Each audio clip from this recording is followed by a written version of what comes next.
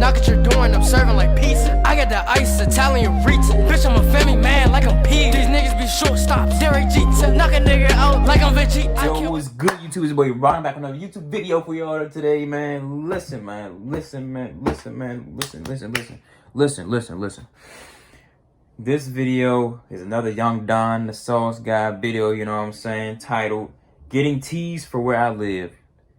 Well, getting teased where you live. Well, what the hell could he get teased? Well, if he was in a poor neighborhood, I guess. But I mean, the way it is here, if you're in a poor neighborhood, the zoning, you're going to get zoned people from the same neighborhood. Well, at least from where I'm from, you know what I'm saying? For you, where y'all from might be different. Let's see what he's talking about, because I'm pretty sure that's what he means, you know, getting teased for being from a poor area. But hey, look, before we get into this video, like, comment, subscribe, hit that bell for post notifications. Get notified when I post them, you know what I'm saying? And follow my IG and Snapchat and intro and outro in my IG down below in the description along this original video. So go show Young Don the Sauce Guy some love. But I needed more. You know what I'm saying? I needed a lot more. I'm trying to go up in this road, trying to be inspirational for these little kids out here, you know what I'm saying? Roll the clip! I need it! But yeah, man. So without all that being said, let's get into the video. Shall we? Put it in the basket. Let's get it. And then from behind me, I hear, that's where you live? They think say you live somewhere nicer than that. Wait, what? Really, that's where you live, dog? What the fuck is he I saying? turn around, and there's this group of kids laughing at me. And I don't know what to do. The fact that I don't know what the hell they saying, I gotta read the captions to know what they saying. It's crazy. Video games, anime, I mean, hey. Breath of the Wild, Avatar, not spending money? Because they speak partial English. Because it's like, I don't know what that language is, what they call it in Jamaica. But some of it is English and some of it is just, whatever it is. I don't know what it is. Like, if they say something in English, then the other word be something, the other couple words be something else, then be back to English. I don't know. Somebody that's Jamaican or from the islands, put that. Somebody tell me what that is in the comments. I'm not trying to be disrespectful or nothing, so don't bash me, don't hate me. You know what I'm saying? I love all y'all. You know what I'm saying? And what is this shit? When you get the game, try this out. Young Don, bro. I'd rather this than you just put ads in the videos randomly. You know what I'm saying? Deluxe fire tornado swirl action. Toasty. Characters are unlocked at random in the gacha style. Each character having their own unique story. God damn! Yo, where's the video at? Co-op mode, which allows you to team up with up to 4 of your friends cross-platform. As a part of the global launch, there are several events where you can unlock high-level characters and rare items, such as the People's Choice event, People's Choice companionship event. Hey, if y'all like this game, go get it. You know what I'm saying? Go support Young Don. You know what I'm saying? You hear me? You know what I'm saying? You know what I'm saying? But look, now you can spend money on this. I'm not getting this jump. But I guarantee you that you can also spend hundreds of hours playing this game, never running out of things to do without spending a dime. So use my link in the description and download this game today. Thanks again to Genshin Impact for sponsoring this video, and thank you for supporting me. This is Blue Air, an award-winning air purifier. Son of a bitch! He did put an ad in this motherfucker. Children can be cruel. In fact, I dare say that most of the dysfunction and insecurities we carry with us into adulthood are the results of things that happen to us as children, often at the hands of other children. The cruelest thing I think that kids do to each other is mock and tease each other for things that they have absolutely no control over. You know, height, skin color, the kind of clothes their parents can afford to give them. It's fucked up. And listen, I agree that getting teased as a kid helps you build thick skin, and you need that in life because at times the world can be a very cold and unforgiving. The world is a very cold and unforgiving place. Does that justify children being mean to other children? I don't know. Personally, I got my fair share of shit growing up. I fell and knocked out my 2 front teeth almost as soon as I got them. So I didn't have any front teeth from nursery school age until like the 2nd grade. And when they came in buck and crooked. So I got bare crooked teeth jokes all the way until like the 5th grade when I started to somewhat grow into them. They were still crooked as shit, but I embraced it. Kinda. I got Yeah. big feet jokes. I got ugly feet jokes. Oh God. They seen your Niggas feet made in fun of school? my hairline. They said my head was big, and I wasn't short as a kid, but I wasn't tall, and I was skinny. So big kids thought they could push me around, which is why as a kid I just tried to be everyone's friend. And to top it off, my mom would buy these big ass backpacks every year. The same size as your body type shit. To specifically buy me JanSports. And she would never do it because she said that they were expensive while being poorly made. And she wanted me to value things based on their quality instead of their popularity. Right. Which is true, We didn't care about backpacks. but still lame. Nobody But did. everything that I've ever been teased about, there was one thing that really bothered me when it happened, and I think it was because it was based around a lie. See, like when I got teased for my crooked teeth, Yeah, I used to do that a little bit too. I mean, my guy wasn't that big, but yeah, these some crooked ass teeth, nigga. Maybe one day you'll get braces. I don't know. But when Yeah. people start lying about you, what you gonna do? Embrace Brawl 'em. the lie? All you Brawl can 'em. do is ignore it. You gotta brawl 'em. Said and done. So back in like the 8th grade, right? Back in Jamaican high school, my dad started Jamaican a high school? supply 8th grade's in high school? supplying In Jamaica? things like What the hell? copy, paper, stationery, and other office supplies to other companies. He started it with his friend, and together they settled on setting up their base of operations at this spot that was pretty close to my school. So one day he picks me up from school and tells me that he's gonna stop by the office on the way home and show me the new place. So we're driving down from school, down this main street called Hope Road, the same way we always drive to get home. We're like 3 minutes down the road from school, and then my dad makes a right onto this property that I had never noticed before. I'm talking, I've been down this street hundreds of times at that point. Never once did I notice this property. And that's probably because the small entranceway was hidden by an overgrowth of bushes and shrubs. So we drive down this dirt road and park in front of this large one-story building. what the fuck? Which was clearly a house, not an office building.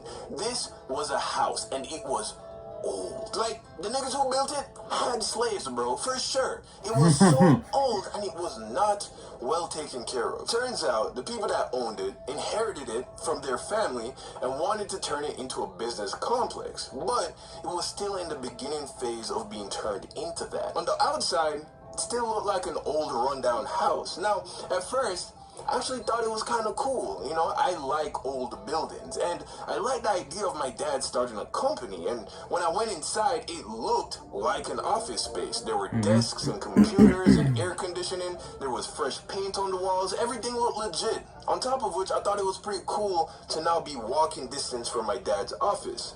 So that became the daily routine. After school, whenever I didn't have sports, my dad would pick me up, take me to the office, and I'd play video games on the computer That's tough. until it was time to go home. That's tough. Well, one day, my dad says to me, "Hey son, instead of me picking you up, I want you to walk to the office after school." So I'm like, no problem. So one day, I'm walking to the office after school, and I'm walking with a crowd of students.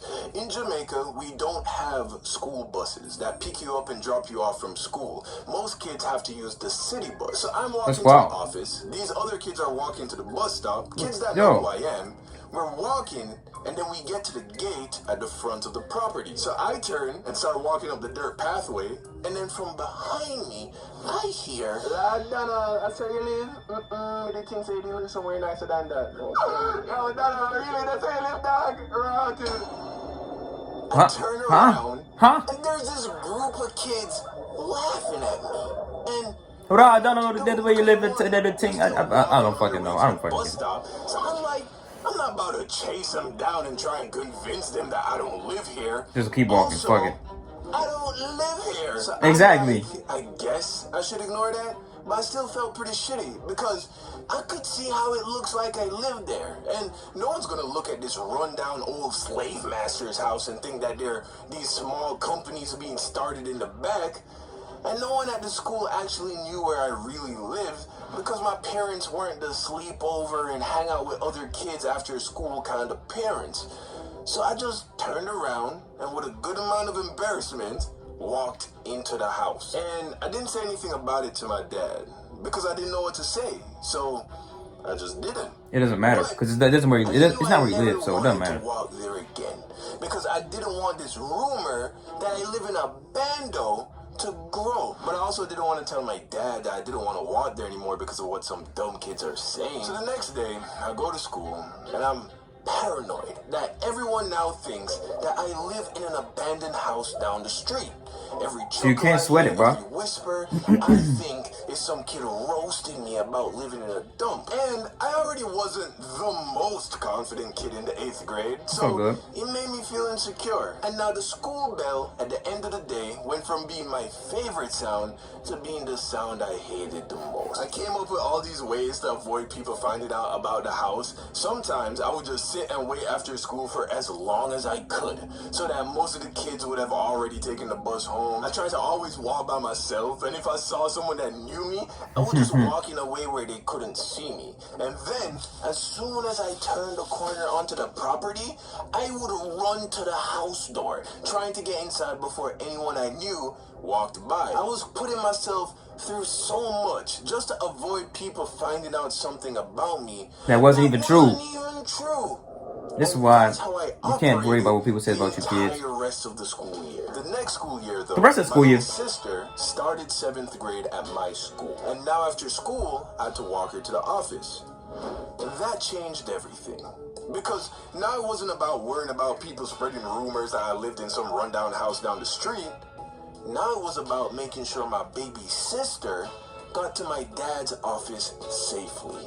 Also, my little sister looked up to me, and if she sensed that I was insecure about the house, maybe then she would start feeling embarrassed about it too. And I didn't grow up with a big brother to teach me the importance of masculinity and stoicism. But despite being divorced from my mom, my dad did teach me enough to know that it's important that the women in your life never see you as weak or scared.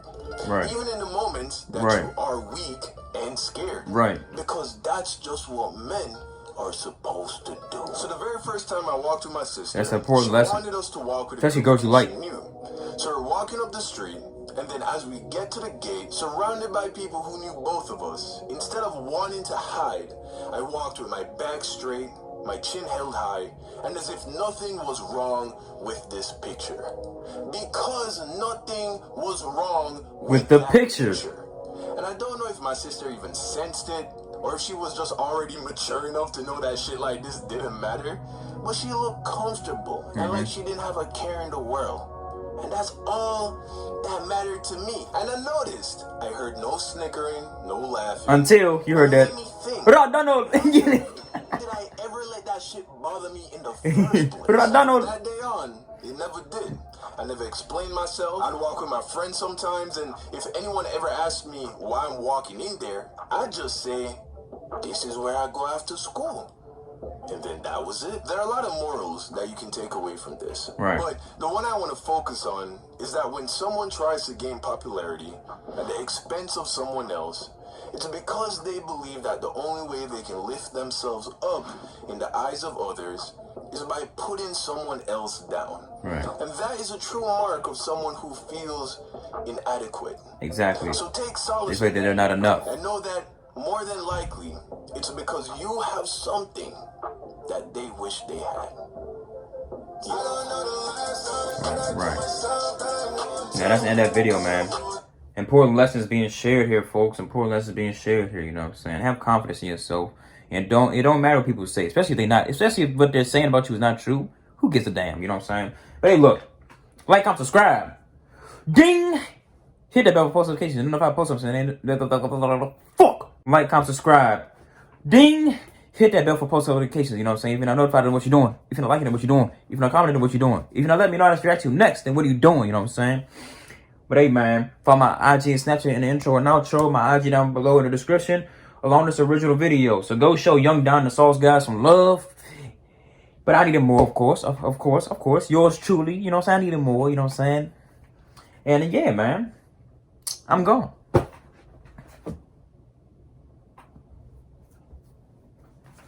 Oh, fuck.